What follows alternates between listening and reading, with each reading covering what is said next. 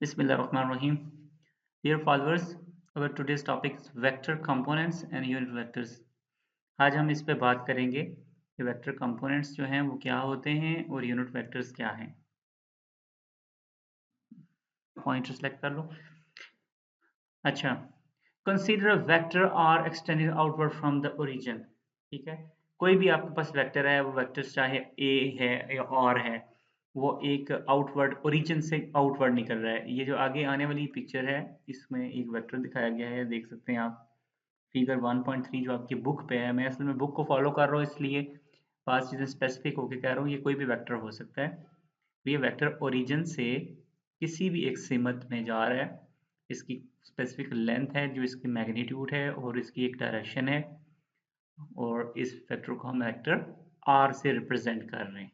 ठीक है, अब इस वेक्टर आर के अलावा मुझे एक और इमेज मिला है यहाँ पे, वो वेक्टर ए है। तो ये वेक्टर कोई भी हो सकता है। ये कोई भी इमेजिन करें, ये वेक्टर ए ही है और ये ओरिजिन से ऐसे आउटवर्ड जो है ये बाहर की तरफ जा रहा है। ठीक है, given vector is sum of the three component vectors. वे ये कहते हैं कि हर एक वेक्टर जो है उसके तीन कंपोनेंट्स होते हैं। यानी दूसरे लफ्जों में आप उस वेक्टर का वो जो साया तीनों कोऑर्डिनेट्स की तरफ बनता है, यानी z की तरफ, a की तरफ और x की तरफ एंड y की तरफ। तीनों साइड्स पे जो उसका साया बनता है, तीनों साइड्स पे जो उसकी शेड क्रिएट होती है, ये तीनों साइड्स पे अगर उसकी टिप से, उसके हेड से अगर ड्रॉप किया जाए, एक लाइन ड्रॉप की जाए, तो वो कहाँ पे ड्रॉप होगी? अगर y पे ड्रॉप की जाए, वो यहाँ ड्रॉप होती है। ठीक है, क्योंकि वो इतना फासला तय कर चुका होता है।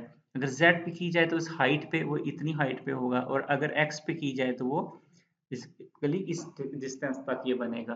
तो अगर इन तीनों का, बेसिकली ये तीनों उसके कंपोनेंट्स हैं, तो हम दो काम कर सकते हैं। या ये कह सकते हैं कि ये जो एक फैक्टर है ये एक्चुअली इन तीन कंपोनेंट्स के सम के इक्वल। या फिर आप ये कह सकते हैं कि अगर तीनों कंपोनेंट्स को सम अप किया जाए, फिर आपको रिजल्टेंटली ये वेक्टर ए मिलेगा। या कोई भी जो वेक्टर है, आर वेक्टर भी हो सकता है, तो वो जो वेक्टर है वो एक्चुअली अपने तीन कंपोनेंट्स के सम के इक्वल है। ठीक है, कोई भी अगर वेक्टर है, वो किसी भी डायरेक्शन में हो, तो उसके तीनों कोऑर्डिनेट्स में, तीनों डायरेक्शंस में उसके तीन कंपोनेंट्स होंगे। मुमकिन है एक कंपोनेंट उस वक्त उसका बिल्कुल ही नील हो जाए, लेकिन हम तीनों कंपोनेंट्स को कंसिडर करेंगे। मुमकिन है कि एक वक्त में एक जो वेक्टर है उसका जो कंपोनेंट है, एक ही कंपोनेंट एक्टिव हो, वो दूसरी डायरेक्शन में हो ही ना, लेकिन हम तीनों डायरेक्शंस को देखेंगे जरूर, आया कि वो तीनों में है, दो में है या एक में है। ऐसे एग्जांपल्स आगे आती रहेंगी। लिहाजा कहा जाता है the component vectors magnitudes depends on the given vector. जो भी उसकी मैग्नीट्यूड है वो गिवन वेक्टर पे डिपेंड करती है। बेसिकली यहाँ वेक्टर की जो लेंथ है वही वो इसकी मैग्नीट्यूड बता रही है। The component vectors direction is noun and constant. इसकी डायरेक्शन हमेशा नाउन और कांस्टेंट होती है। क्यों? कंपोनेंट वेक्टर की बात हो रही है, तो कंपोनेंट वेक्टर की जो यहाँ पे जो तीन कंपोनेंट वेक्टर बन रहे हैं वेक्टर ए के, वो है ए एक्स, ए वाई एंड ए जी। ये तीन इसके कंपोनेंट वेक्टर्स हैं। ठीक है, ए एक्स, ए वाई एंड ए जी। अब ये जो कंपोनेंट वेक्टर्स हैं, इनकी जो डायरेक्शन है, याद रखें इसकी डायरेक्शन हमेशा हमें मालूम है, ये कांस्टेंट रहेगी, ये नहीं बदलेगी। क्योंकि ए एक्स की वही डायरेक्शन है जो एक्स की है और हमेशा यही रहनी है, ए वाई की वही डायरेक्शन है जो वाई की है और हमेशा वही रहनी है, ए जेड की डायरेक्शन वही है जो हमेशा रहनी है। ठीक है, लिहाजा इनकी वैल्यूज, ये वैल्यूज डिपेंड करेंगी किस पे? गिवन वेक्टर पे। लिहाजा यही बात की गई है कि कंपोनेंट वेक्टर्स की जो मैग्नीट्यूड है, कंपोनेंट वेक्टर्स तीनों की जो मैग्नीट्यूड है वो इस वेक्टर पे डिपेंड करती है। अगर इस वेक्टर छोटा हो जाए तो इनकी लेंथ कम हो जाएंगी अकॉर्डिंगली, ज्यादा लेंथी हो जाए तो अकॉर्डिंगली इनकी लेंथ ज्यादा हो जाएगी। तो लिहाजा कंपोनेंट वेक्टर्स क्या हैं? ये किसी भी गिवन वेक्टर्स के वो तीन हिस्से हैं जिनको मिला के वो वेक्टर बनता है। कि ये तीन वो पार्ट्स हैं या वो हैं जो मेन वेक्टर, जो मेजर वेक्टर है, वो जो साया बनाता है इन तीनों पे, ये वो है। और वो उसका साइज क्या होगा ये इस वेक्टर पे डिपेंड करेगा, लेकिन उनकी डायरेक्शन क्या है ये फिक्स है। अब बात करते हैं यूनिट वेक्टर्स की। Unit vectors have a unit magnitude. ये यूनिट वेक्टर्स जो हैं ये बेसिकली कंपोनेंट वेक्टर्स ही की तरह वेक्टर्स हैं। ठीक है, जैसे कंपोनेंट वेक्टर्स हैं ये हमारे पास यहाँ पे 3 ए एक्स ए वाई एंड ए जी। अब ये जो कंपोनेंट वेक्टर्स हैं इनके साथ भी हर वेक्टर की तरह दो चीजें जुड़ी हुई हैं, एक है इनकी डायरेक्शन और दूसरी है इनकी मैग्नीट्यूड। अब हमने ये कहा है कि इनकी जो मैग्नीट्यूड है वो ए पे डिपेंड करेगी, यानी उसकी कोई वैल्यू होगी जो हमें नहीं पता, वेक्टर के मुताबिक हम उसका हिसाब लगाएंगे। लेकिन दूसरी इनकी डायरेक्शन है जो हमने कह दिया फिक्स है।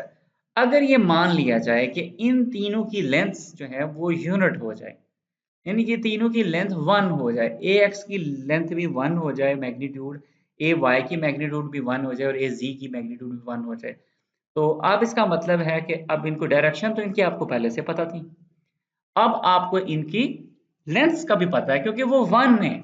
जब कंपोनेंट वेक्टर्स, ऐसे कंपोनेंट वेक्टर्स जिनकी मैग्नीट्यूड 1 हो जाए, तो उन वेक्टर्स को, उन कंपोनेंट वेक्टर्स को यूनिट वेक्टर्स कहते हैं। अब आप इस तस्वीर में देख सकते हैं कि यहाँ पे एक्स एक्सिस के अलोंग ग्रीन और वाई एक्सिस के along blue and Z axis के अलोंग रेड कलर से आपको कंपोनेंट वेक्टर्स दिखाए गए हैं। ये भी बिल्कुल उसी तरह कंपोनेंट वेक्टर्स हैं जैसे कि यहाँ पे रेड कलर में ए एक्स ए वाई और ए जी हैं, लेकिन यहाँ इन तीनों में जो खास बात है कि डायरेक्शन तो वही है क्योंकि हमने कह दिया कि कांस्टेंट है, फिक्स है, नाउन है, लेकिन इनकी आप देख सकते हैं कि मैग्नीट्यूड भी 1 है। ये देखें एक्स के अलोंग सिर्फ 1 की लेंथ 1 यूनिट तक आ रहा है, ये वाई के अलोंग ब्लू वाला 1 यूनिट तक आ रहा है, ये जी के अलोंग ये 1 यूनिट तक आ रहा है। तो इसका मतलब है कि ये तीनों बेसिकली कंपोनेंट वेक्टर्स हैं, ऐसे कंपोनेंट वेक्टर्स हैं जिनकी मैग्नीट्यूड जो है तीनों की 1 है, लिहाजा ऐसे कंपोनेंट वेक्टर्स जिनकी मैग्नीट्यूड 1 हो जाए हम उनको यूनिट वेक्टर्स कहते हैं। Unit vectors have unit magnitude, ठीक है, लिहाजा if A is a unit vector, और उन वो जो 3 यूनिट, अगर कोई भी आम कंपोनेंट वेक्टर्स हैं, ठीक है, अगर कंपोनेंट वेक्टर्स मिलके किसी मेन वेक्टर का पता देते हैं, जाहिर है वो किसी मेन वेक्टर की वजह से पैदा होते हैं, उन तीनों को जमा करो तो एक मेन वेक्टर बनता है। इसी तरह से अगर आप यूनिट वेक्टर्स को जमा करेंगे तो फिर आपके पास एक, तीनों कंपोनेंट यूनिट वेक्टर्स को मिलाएंगे तो बेसिकली आपके पास एक यूनिट वेक्टर आ जाएगा।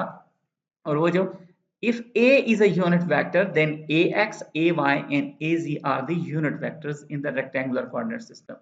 ठीक है, अगर a कोई वेक्टर है लेकिन इसकी शर्त क्या है कि उसकी वेक्टर की लेंथ जो है वो 1 होनी चाहिए। तो यहाँ पे हम कुछ एग्जांपल्स को देखते हैं, जैसा कि पहले भी बात हुई है कि फिगर हमारे पास है 1.3 और इसका जो फर्स्ट पार्ट है उसमें आप देखें कि एक वेक्टर आर दिखाया गया है जो ओरिजिन से किसी मखसूस डायरेक्शन की तरफ जा रहा है। इस आर वेक्टर की अपनी एक डायरेक्शन है और इसकी एक अपनी मैग्नीट्यूड है, और कहा यह जा रहा है कि ये जो आर वेक्टर है हम इसको ब्रेक कर सकते हैं 3 कंपोनेंट्स में।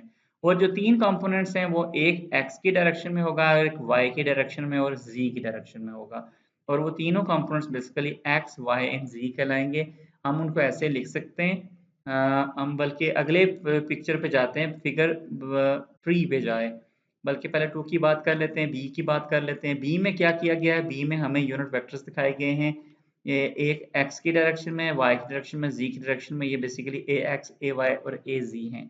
और फिगर सी में हमें बेसिकली रेक्टेंगुलर कोऑर्डिनेट सिस्टम के अंदर 2 पॉइंट्स दिखाए गए हैं, एक पॉइंट पी है और दूसरा पॉइंट क्यू है, और जो ये पॉइंट जो है ये ओरिजिन है, वो ओरिजिन से P तक जो पॉइंट है इसको मिलाने वाला वेक्टर जो है वो आर पी है, ठीक है।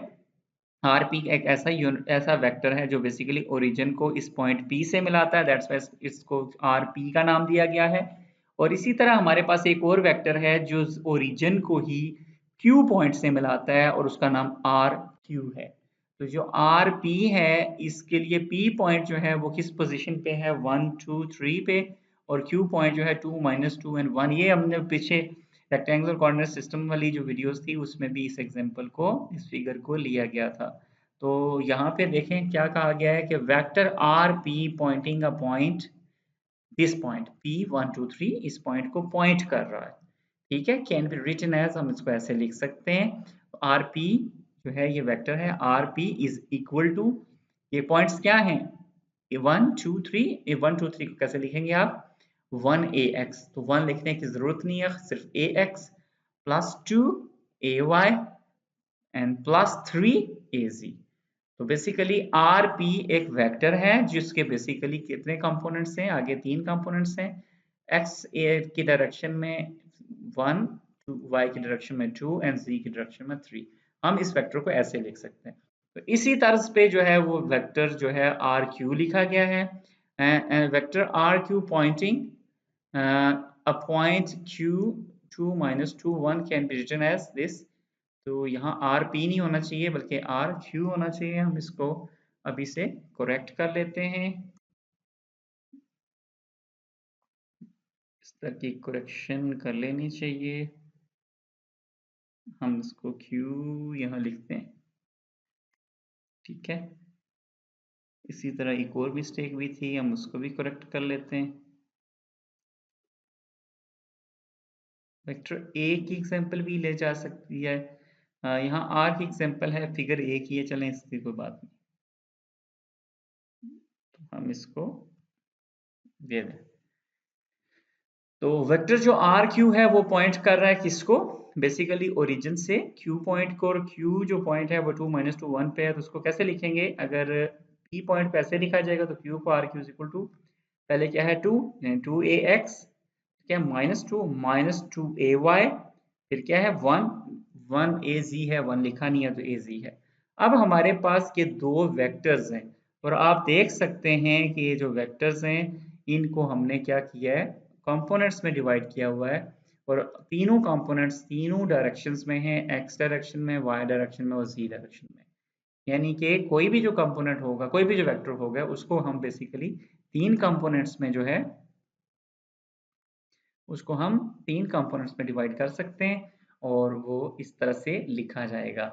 अब यहाँ पे एक आगे मजीद एक स्टेप आगे जा रहे हैं और उसमें कर ये रहे हैं, ये पॉइंट P एंड Q उन दोनों को मिलाया जा रहा है, यानी इन दोनों का डिफरेंस निकाला जा रहा है। या आपको कोई अगर ये कह दे कि आप एक ऐसा वेक्टर यहाँ पे जो है ड्रॉ करें जो पॉइंट P को Q से मिलाए, पॉइंट P से, अब ओरिजिन से P तक का वेक्टर आपके पास है, ओरिजिन से Q तक का वेक्टर भी आपके पास है, और वो इस फॉर्म में आपने लिख भी लिए हैं। तो अब अगर आपको P से Q का पॉइंट निकालना पड़ जाए, या वेक्टर दोनों पॉइंट्स के दरमियानी वेक्टर निकालना पड़ जाए जो कि पॉइंट P से Q की तरफ डायरेक्ट कर रहा है, तो इसका तरीका क्या होगा, हम इस वेक्टर को नाम देंगे RPQ। आर कैपिटल लिखा है यहाँ, आर रिजल्टेंट भी कह सकते हैं, रिजल्टेंट वेक्टर भी कह सकते हैं, ठीक है। R P Q basically P और क्यू को मिलाने वाला वेक्टर है। तो आर पी क्यू कैसे हम इसको मालूम कर सकते हैं, उसका तरीका ये है कि आपने जिस वेक्टर की तरफ जाना है, जहां हेड होगा, जिस वेक्टर की तरफ हेड होगा वो वेक्टर पहले लिखें, माइनस जिस वेक्टर की तरफ टेल होगी वो वाला वेक्टर लिखें। तो हमने क्योंकि हेड हमारा क्यू की तरफ है, लिहाजा हमने आर पी क्यू में R Q minus R T लिखा। अब आप इन वेक्टर्स को, आपको पता है कि अगर इन दोनों का डिफरेंस निकालना है तो हमें ए एक्स वालों का अलग से, ए एक्स वालों का अलग से डिफरेंस निकालना है, ए वाई वालों का अलग से और ए जी वालों का अलग से। अगर ए एक्स की बात की जाए तो क्यू में ए एक्स की वैल्यू 2 है और पी वाले में ए एक्स की वैल्यू 1 है, तो 2 - 1 क्या हो जाएगा, रिजल्टेंटली इज इक्वल टू 1, यानी ए एक्स ही रह जाएगा। अगर ए वाई की बात की जाए तो पी में वाई की क्यू में वाई की वैल्यू -2 है और P में 2 है, तो -2, क्योंकि हम डिफरेंस निकाल रहे हैं, -2 -2, तो -2 से क्या हो जाएगा, ये क्या हो जाएगा, ये -4 बन जाएगा, तो -4ay बन जाएगा, ठीक है। इसी तरह अगर z की बात की जाए तो q में z की वैल्यू 1 है और p में 3 है, ऐसा 1 - 3, 1 - 3 बेसिकली -2 के इक्वल हो जाएगा और -2az। तो आप देख सकते हैं कि हमने एक रिजल्टेंट वेक्टर निकाल लिया है आर पी क्यू, जो P पॉइंट से Q की तरफ जो है वो डायरेक्ट हो रहा है, और इसके रिजल्टेंट की जो वैल्यू है वो हमने देखिए खुद से मालूम कर ली है, वो is equal to A X -4ay -2az। तो इस तरह से आप जो है कोई भी रिजल्टेंट वेक्टर निकाल सकते हैं। इसके बाद अगर आपको कोई भी दो पॉइंट्स दे दिए जाएं या दो से ज्यादा पॉइंट्स दे दिए जाएं, तो आपको अगर ये बताया जाए कि एक पॉइंट है Q से इतने फासले पे उस पॉइंट की ये वैल्यू है, तो अब आप उसकी इक्वेशन ड्रा कर सकते हैं, आपको ड्रा कर लेनी चाहिए। देख सकते हैं एग्जांपल के तौर पर कि एक P पॉइंट के लिए इक्वेशन कैसे लिखी गई है और Q के लिए इक्वेशन कैसे लिखी गई है। इसी तरह फिर बाद में अगर ये कहा जाए कि दो पॉइंट्स का दरमियान भी डिफरेंस बताएं या उनका वेक्टर वहां से ड्रा करें, तो उसका ये सादा तरीका मैंने आपको समझा दिया है कि कैसे यहाँ मिसाल के तौर पर देखा जा सकता है कि वेक्टर पी क्यू कैसे ड्रॉ किया गया है फिगर में भी और इसको मैथमेटिकली कैसे लिखा गया है। इस तरह से कोई भी अगर आपको दो पॉइंट्स दे दिए जाएं और कहा जाए कि उन दोनों का आप इसमें रिजल्टेंट वेक्टर या डिफरेंस वाला वेक्टर निकालें, तो आप यानी कंपोनेंट्स के जरिए आपको निकाल लेना चाहिए। तो यहाँ पे ये जो आपको नजर आ रहे हैं ये बेसिकली वेक्टर कंपोनेंट्स हैं। एक वेक्टर जो है वो अपने कंपोनेंट्स में ब्रेक हो जाता है और उसके रेक्टेंगुलर कोऑर्डिनेट सिस्टम के अंदर वेक्टर के तीन कंपोनेंट्स हैं। पहला कंपोनेंट एक्स डायरेक्शन का है, दूसरा वाई डायरेक्शन का और तीसरा जी डायरेक्शन का है। ठीक है, और यूनिट वेक्टर्स वो वेक्टर्स हैं जिनकी डायरेक्शन बेसिकली फिक्स है, जो हमें पता है, लेकिन उनकी मैग्नीट्यूड 1 के इक्वल है। अब आप इसमें हम इससे निकल के कोई और वेक्टर देखते हैं, हम फोर्स का वेक्टर देखते हैं। फोर्स भी जो है वो बेसिकली एक वेक्टर क्वांटिटी है जिसकी मैग्नीट्यूड के साथ साथ डायरेक्शन भी बड़ी इंपॉर्टेंट होती है कि किस डायरेक्शन में फोर्स लग रही है। फोर्स वेक्टर को अगर एफ से हम जाहिर करें तो बेसिकली उसके भी तीन कंपोनेंट्स हो जाएंगे, एक्स डायरेक्शन का, वाई डायरेक्शन का एंड जी डायरेक्शन का। अब जो ईच कंपोनेंट है, X component, Y component, Z component, each single component basically दो पार्ट्स पे मुश्तमिल है। एक उस कंपोनेंट की डायरेक्शन है और दूसरा उस कंपोनेंट की मैग्नीट्यूड है। डायरेक्शन की बात की जाए तो हम ये बात पहले ही कर चुके हैं, यहाँ पे पहले ही कर चुके हैं कि जो डायरेक्शन होती है वो नाउन एंड कांस्टेंट होती है। तो डायरेक्शन तो आप देख सकते हैं कि यहाँ पे हमें पहले से पता है कि एक्स वाले की ए एक्स लिख देंगे, वाई वाले की ए वाई, जेड वाले की ए जेड, लेकिन इनकी जो मैग्नीट्यूड है वो हर एक की अपनी अपनी होगी। एफ एक्स, एफ वाई और एफ जी अपनी अपनी, तीनों कंपोनेंट की अपनी अपनी मैग्नीट्यूड है और ये मैग्नीट्यूड डिपेंड करती है इस मेन वेक्टर पे जो फोर्स का एफ वेक्टर है। तो लिहाजा यही बात की गई है कि F X, F Y and F Z are scalar components of the F vector. ये उसके बेसिकली स्केलर कंपोनेंट्स कहलाते हैं, बेसिकली मैग्नीट्यूड्स हैं, जस्ट वैल्यूज हैं, कार्ड कंपोनेंट्स, इसको जस्ट कंपोनेंट्स कहते हैं। while ax, ay and z are the unit vectors of the f vector, ये बेसिकली उसके यूनिट वेक्टर्स हैं क्योंकि ये खुद से एक वेक्टर है। एक बड़ी खास बात है, ax जो है ये खुद से ही एक यूनिट, खुद से एक वेक्टर बन जाता है। क्यों? हम ये कहते हैं इसकी वैल्यू 1 है और डायरेक्शन ax है, तो लिहाजा ये यूनिट वेक्टर्स बन जाते हैं। तो लिहाजा कोई भी जो वेक्टर होगा हमारे पास, अब आप ये याद रखें कि उसके अंदर बेसिकली तीनों कंपोनेंट्स होंगे और तीनों कंपोनेंट्स हो सकते हैं, मुमकिन है कोई एक कंपोनेंट की वैल्यू 0 हो, लेकिन तीन कंपोनेंट्स में रेक्टेंगुलर कोऑर्डिनेट्स में उसको डिवाइड किया जा सकता है। आगे फर्दर जो कंपोनेंट्स होते हैं उनमें उनके दो हिस्से हैं, एक हिस्सा बेसिकली उन कंपोनेंट्स की स्केलर कंपोनेंट्स यानी उसकी कंपोनेंट्स की वैल्यूज होती हैं और दूसरा उनके यूनिट वेक्टर्स होते हैं। तो तीनों डायरेक्शन में उनके यूनिट वेक्टर्स होंगे और साथ में उनकी जो भी वैल्यूज बनती हैं स्केलर कंपोनेंट्स की वैल्यूज, स्केलर वैल्यूज होंगी। Magnitude of a vector B, कोई भी अगर आपके पास वेक्टर है, ये वेक्टर एफ है, वेक्टर बी, अगर एफ वेक्टर ऐसे लिखा जाता है तो बी वेक्टर ऐसे लिख सकते हैं आप। तो ये आपके लिए मुश्किल नहीं होना चाहिए। ठीक है, इसी तरह से ये जो आप यहाँ पे वैल्यूज आई थी, जैसे p की वैल्यू 1 2 3 थी, तो लिहाजा ये F X, F Y, F Z की कोई भी वैल्यूज हो सकती है। मुमकिन है 1 यहाँ लिखा हो 2 a X plus 2 a Y plus 2 ए जी, तो कोई भी इनकी वैल्यूज हो सकती हैं। यहाँ एक और वेक्टर ले आए हैं, यहाँ बी वेक्टर की बात की जा रही है, पहले एफ वेक्टर, तो वेक्टर का नाम कोई भी हो सकता है, वो ए बी सी एफ कोई भी वेक्टर हो सकता है। उसके साथ जितना भी उसकी जो ब्रेक करना है वो इसका एक ही तरीका होगा। वेक्टर बी अगर आपके पास मौजूद आएगा, आप उसको कैसे लिखेंगे ये कंपोनेंट्स की शक्ल में, तो आप ऐसे लिखेंगे B X A X plus B Y A Y plus B Z A Z. ठीक है, ये बेसिकली पूरा वेक्टर आपने लिख दिया है। अगर आप चाहते हैं कि आप सिर्फ इस वेक्टर की मैग्नीट्यूड मालूम करें, बेसिकली वेक्टर तो बी है और यहाँ याद रखें कि ये बी वेक्टर जो है बोल्ड करके लिखा गया है, एफ बी जो है बोल्ड करके लिखा गया है। और अगर आपने अपनी नोटबुक पे लिखना है तो हाँ, आप क्योंकि बोल्ड करना मुश्किल है तो लिहाजा आप इसके ऊपर एक एरो डाल सकते हैं या इसके ऊपर बार डाल सकते हैं। इस बात का आपने हमेशा ख्याल रखना है। ये जो बी वेक्टर है ये इसके आगे तीनों कंपोनेंट्स हैं, तो अगर बी की मैग्नीट्यूड निकालना चाहते हैं तो इसको बी मॉड की शक्ल में आप लिख सकते हैं।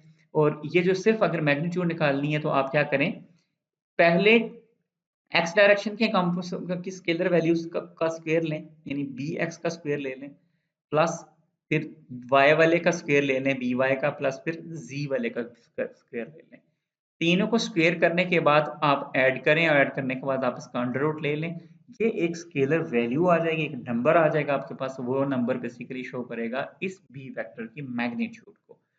अब अगर आप चाहते हैं कि बी वेक्टर की मैग्नीट्यूड तो आपको मालूम कर ली, अगर आप इसकी डायरेक्शन मालूम करना चाहते हैं तो फिर यूनिट वेक्टर आपको इसका यूनिट वेक्टर निकालना पड़ेगा। ठीक है, तो बी जो आपका वेक्टर है, ये इसकी जो यूनिट के जो इसका जो क्या कहते हैं unit vector of vector B can be written as, इसको आप कैसे लिख सकते हैं, उसको आपको ए बी से लिखना पड़ेगा। अब याद रखिए, हम जितने भी यूनिट वेक्टर्स होंगे, यूनिट वेक्टर के लिए हमने जो लेटर इस्तेमाल करना है वो स्मॉल ए करना है, बाकी आप उसके सबस्क्रिप्ट में उस वेक्टर के मुताबिक लिख देंगे। अगर जनरल कोई वेक्टर है तो आप उसको कंपोनेंट्स की शक्ल में तो एक्स ए प्लस वाई ए जी लिखेंगे, वैसे आप उसी के नाम से लिख सकते हैं। जैसे बी वेक्टर है तो एक्चुअली बी वेक्टर जो है वो इक्वल है B mod into A B.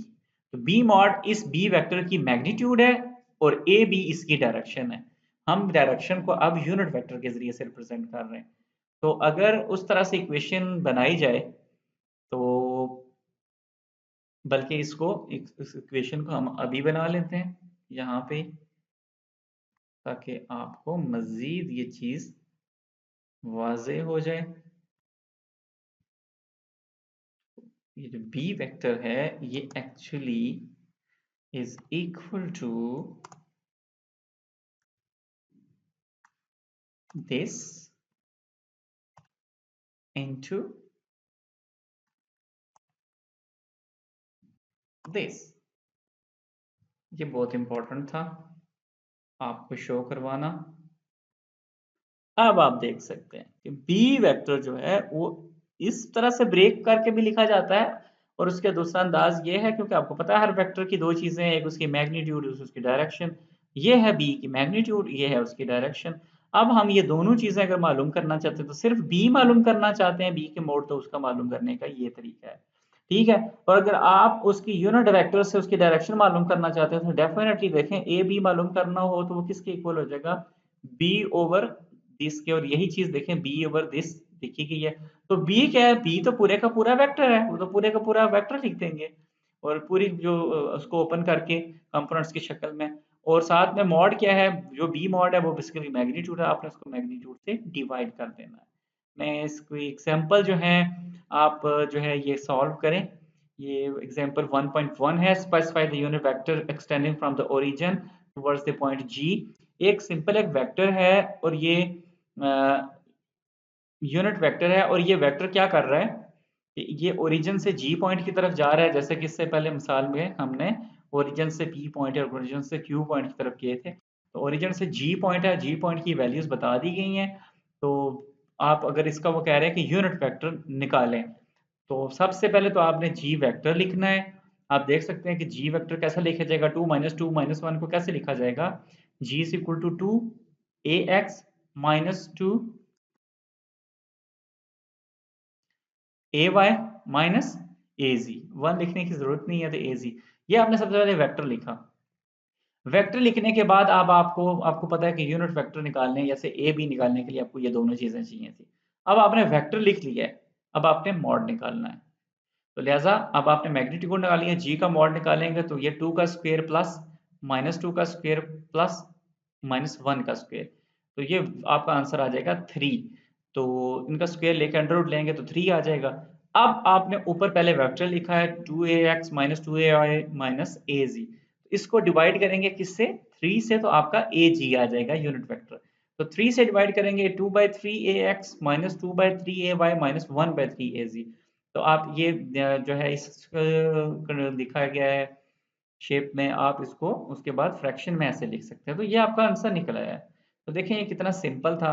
इसका मतलब है कि कोई भी आपको पॉइंट्स दे दिए जाएं तो अगर आप उनकी मैग्नीट्यूड भी मालूम कर सकते हैं और उनकी यूनिट वेक्टर भी मालूम कर सकते हैं। तो अब आपने काम ये करना है, ये आपके लिए कुछ ड्रिल प्रॉब्लम्स हैं। ये एक पॉइंट है एम एन एन पी, ये तीनों डिफरेंट पॉइंट्स हैं और रीजन से फासले पे हैं। अब आपने फाइंड क्या करना है, एक तो आर एम एन निकालें, एक ऐसा यूनिट वेक्टर जो m और n को मिला रहा हो। इसी तरह एक और काम ये करें, आप एक और वेक्टर निकालें जो rmp हो, ठीक है, और rmp को फिर rmn में ऐड करें। ऐड आपने कैसे करना है, ax वालों को इकट्ठा कर दें, ay वालों को इकट्ठा और z को इकट्ठा। जैसे आपने ये डिफरेंस निकाला था इस एग्जांपल में, जैसे आपने यहाँ पे ये डिफरेंस के साथ किया था, ऐसे वहां आपने उनको ऐड कर देना है। इसी तरह से r ने rm जो वेक्टर है उसकी सिर्फ मैग्नीट्यूड निकालनी है, तो बहुत आसान है। इसी तरह आपने rmp जो निकाला है, ये mp जो वेक्टर निकाला है, इस वेक्टर की आपने यूनिट वेक्टर निकालना, तो वो बिल्कुल इस अंदाज से ही होगा जैसे ag निकाला है इसने इस g पॉइंट से, इसी तरह आपने mp वेक्टर से amp निकालना है। फिर आपने एक और काम ये करना है कि rp को 2 से मल्टीप्लाई करना है और उसका डिफरेंस निकालना है rn को 3 से मल्टीप्लाई करके। तो ये जो हैं कितनी आ जाती है 1 2 3 4 5, ये 5 जो क्वेश्चंस हैं ये बेसिकली इसके पार्ट्स बनते हैं। ड्रिल 1.1 के आपने सॉल्व करने हैं। अगर आपको किसी तरह का मसला होता है मुझे इनबॉक्स करें, मैं आपको मजीद समझा दूंगा। इनको करने से आप आसानी से जो है आपकी एक प्रैक्टिस हो जाएगी कि वेक्टर कंपोनेंट्स क्या होते हैं, यूनिट वेक्टर्स क्या होते हैं। Thank you very much.